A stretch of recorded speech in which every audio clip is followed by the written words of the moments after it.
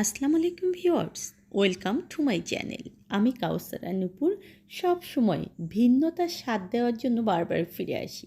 আজকে আমি ভিন্ন স্টাইলের ভিন্ন স্বাদের একটা জিনিস করে আপনাদেরকে দেখাবো, আর এটার নাম হচ্ছে ডিমের কাটলি। এই কাটলিটা খেতে এতটাই মজা যে আপনারা না বানালে বুঝবেন না, এবং এটা আপনারা যখন কাউকে পরিবেশন করবেন তখন এটা খেয়ে কেউ বুঝবেই না যে এটা ডিমের কাটলি। দেখুন, আমি ভেঙে আপনাদেরকে দেখাচ্ছি যে এর ভিতরটা কতটা সুন্দর, এবং এটা মুখে দেওয়ার সঙ্গে সঙ্গেই চোখ বন্ধ হয়ে যাবে, এতটা মজা এটা। আসুন দেখে আসি সহজে কিভাবে এটা তৈরি করতে হবে। ব্লেন্ডারের একটা জগ নিয়ে সেখানে আমি 4টা রুম টেম্পারেচারে থাকা ডিম দিয়ে দেব। এখানে ফ্রিজের ডিম দিলেও কিন্তু কোনো সমস্যা নেই, হালুয়াতে ফ্রিজের ডিম কোনো সমস্যা নেই, বেকিংয়ে আমাদের ফ্রিজের ডিম প্রবলেম। ডিম দেওয়ার পরে আমি এখানে একে একে সব জিনিস দিয়ে দিচ্ছি। আমি 3 টেবিল চামচ পরিমাণ রেগুলার সুজি, এটা কিন্তু কাঁচা সুজি, ভাজা সুজি না, হ্যাঁ, সেই দানাদার সুজিটা এখানে আমি দিয়ে দিলাম। আমি এখানে 1/4 কাপ পরিমাণ মাওয়া দিয়ে দিলাম। আমার চ্যানেলে দেখবেন যে কীভাবে মাওয়া তৈরি করে ঘরে সংরক্ষণ করতে হয়, তার কিন্তু একটা ভিডিও রয়েছে, আমি ডেসক্রিপশন বক্সে সেটার লিঙ্ক আপনাদেরকে দিয়ে দেব। আর এখানে আমি 1/4 কাপ পরিমাণ দেখুন যে গুঁড়ো দুধ দিয়ে দিচ্ছি। এটা যে কোনো ব্র্যান্ডের গুঁড়ো দুধটা এখানে আপনারা ব্যবহার করতে পারবেন। 1/4 কাপ পরিমাণ কুড়ানো নারিকেল আমি এখানে দিয়ে দিচ্ছি। আপনারা অবশ্যই চেষ্টা করবেন ফ্রেশ কুড়ানো নারিকেল যেন হয়, ফ্রিজিংটা যেন না হয়। আর এখানে আমি চিনি দিয়ে দেবো ফার্স্ট হাফ কাপ চিনি দেওয়ার পরে যদি আমার পরে দরকার হয় তাহলে আমি আবার চিনি এখানে মিলাবো। আমি 1/4 কাপ করে করে 2বার চিনি এখানে দিয়ে দিলাম। এখন এটাকে আমি একটু ভালো করে ব্লেন্ড করে নেব।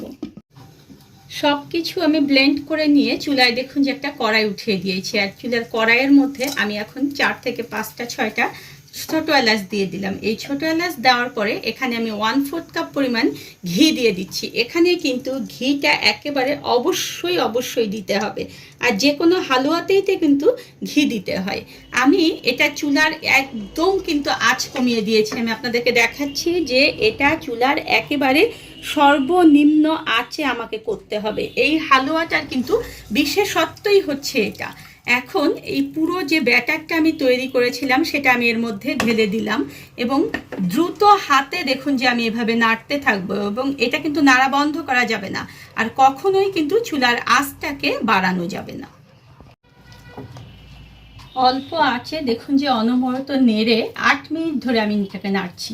এই 8 মিনিটে এটা দেখুন যে অবস্থায় এসেছে, এই অবস্থায় কেউ যদি আপনারা হালুয়া হিসেবে খেতে চান তাহলে খেতে পারবেন, কিন্তু আজকে যেহেতু এটা আমি কাটলি তৈরি করব তাই এই অবস্থায় কিন্তু আমার হবে না। ঠিক এই অবস্থায় এসে আবার 1 টেবিল চামচ পরিমাণ ঘি দেখুন যে আমি চারপাশে দিয়ে দিচ্ছি।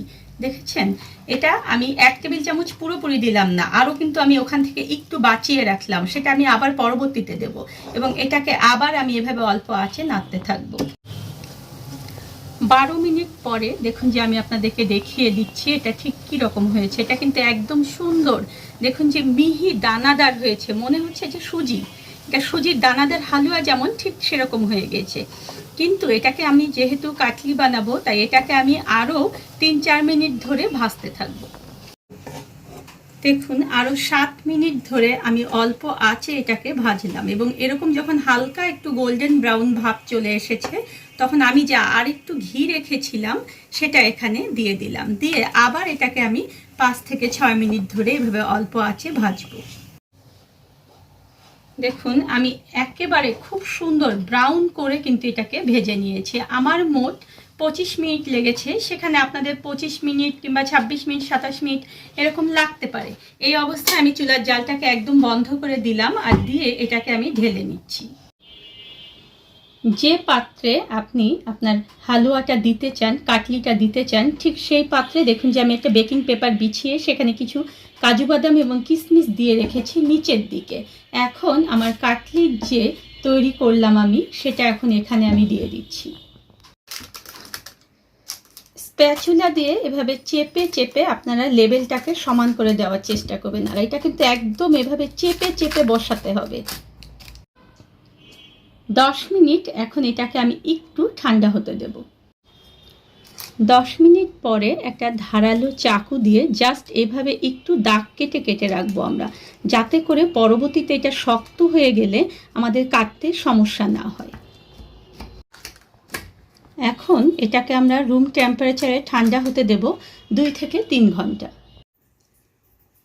ঠান্ডা হয়ে যাওয়ার পরে দেখুন যে আমি পরিবেশন করে দিলাম। আর এটা এত সুন্দর এবং এত মজাদার একটা জিনিস যে আপনারা না বানালে কিন্তু বুঝবেন না।